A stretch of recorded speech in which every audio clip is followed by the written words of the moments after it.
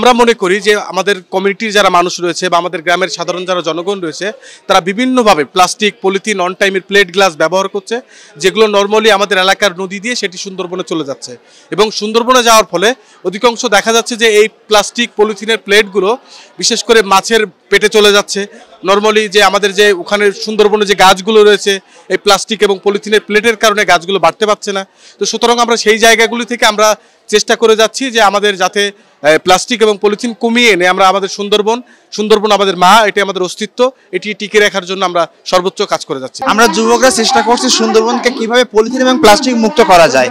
আমরা যারা ইউথ আছি আমরা এলাকার মানুষদের বোঝানোর চেষ্টা করতেছি তারা যেন প্লাস্টিক, পলিথিন ব্যবহার করে কিন্তু সেটা প্রকৃত উপায় ব্যবহার করতে পারে, ব্যবহারের পরে সেটা পুনর্ব্যবহার মানে নিশ্চিত করা যেতে পারে যাতে সুন্দরবন ক্ষতিগ্রস্ত না হয়। আমরা চাই যে আমাদের সুন্দরবনকে রক্ষা করার জন্য প্লাস্টিক, পলিথিন যেখানে সেখানে না ফেলি, কারণ এটা আমাদের পরিবেশের জন্য ভীষণ ক্ষতিকর, যার জন্য এটা কমিয়ে আনতে চাই। এবং এর জন্য আমরা পাটের ব্যবহার করতে চাই, প্লাস হচ্ছে যে পলিথিনের রিডিউস বা এটাকে বারবার যেভাবে রিসাইকেল করে ব্যবহার করা যায় সে ধরনের কাজ করি সবসময়। আমরা পলিথিন ও প্লাস্টিকের বিরুদ্ধে প্রত্যেকটা রিসোর্টে কাজ করছি যে আপনারা সচেতন হন, যারা আপনাদের কাছে আসে অর্থাৎ যারা ফরেনার হিসেবে আসে তাদেরকে আপনারা উদ্বুদ্ধ করবেন যে জলের বোতল এবং পলিথিন, প্লাস্টিকগুলো যেন খাওয়ার পরে নদীতে না ফেলে, ট্রলারে অবশ্যই ডাস্টবিনের ব্যবস্থা থাকবে এবং প্রত্যেকটা রিসোর্টে যেন ডাস্টবিন থাকে, এটা আমরা করছি।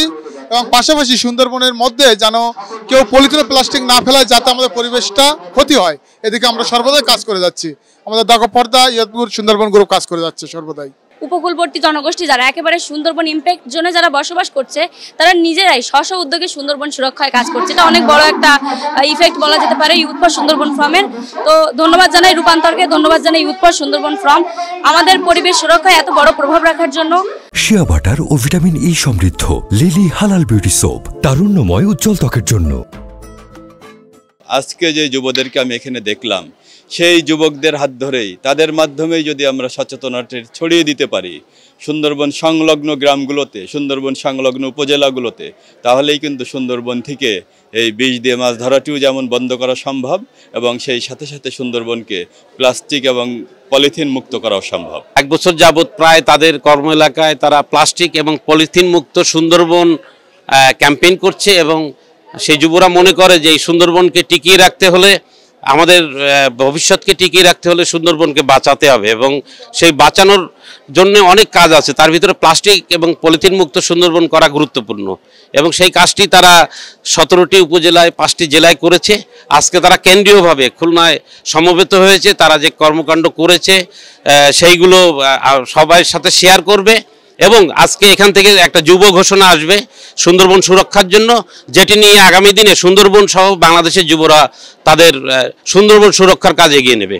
যুবকদের প্রথম যেটা করা উচিত সেটা হচ্ছে যে বাংলাদেশকে ভালোবাসা উচিত এবং বাংলাদেশের প্রাকৃতিক যে সম্পদগুলো আছে এর মধ্যে সুন্দরবন অন্যতম, এবং সেইটাকে ভালোবেসে সেটাকে রক্ষা করা এবং সেটাকে আরো সুন্দরতম করা, সুন্দরবনকে আরো সুন্দরতম করার জন্য যা যা করা দরকার সেটা তাদের করতে হবে। আমরা যদি সুন্দরবন রক্ষার্থে কোনো প্রকল্প নেই বা কোনো কিছু চিন্তা করি, এই যুব সমাজের মধ্যে থেকেই এই উদ্যোগটা আসলে পরে এটা সাস্টেইনেবল হবে। সেই কারণে আমার কাছে মনে হয় যুব সমাজকে উৎসাহিত করার জন্য এই জাতীয় সম্মেলন হওয়া জরুরি।